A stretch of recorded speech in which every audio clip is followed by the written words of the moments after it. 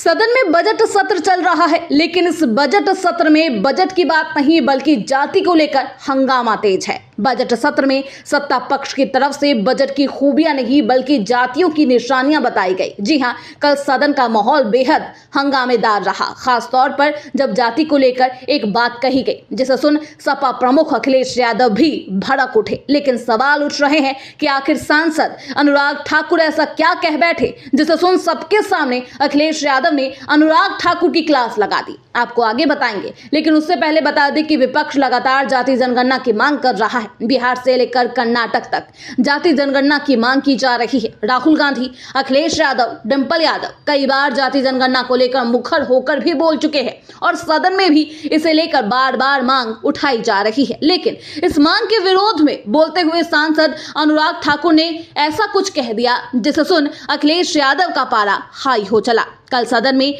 आखिर किस तरीके से माहौल बिगड़ा और क्यों सपा प्रमुख इतने भड़क उठे, आप खुद देख लीजिए। इनसे ये पूछना चाहता हूं, आपने जाति कैसे पूछ ली, ये बताइए। बस आप जाति कैसे पूछ सकते हैं? आप बताएं, जाति कैसे पूछ सकते हैं? आप पूछ के दिखाओ जाति तुम। आप जाति कैसे पूछोगे? तुम कैसे पूछोगे जाति?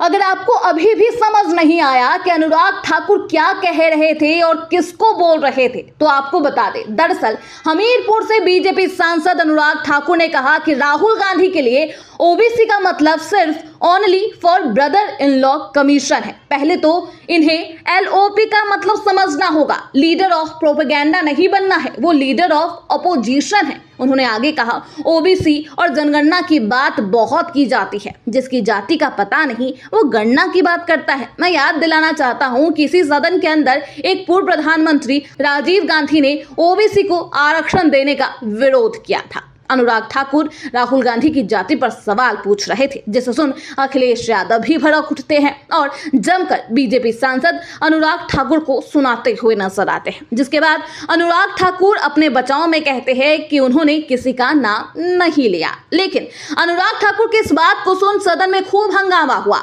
विपक्ष के सांसदों ने माफी मांगने की बात तक कह डाली।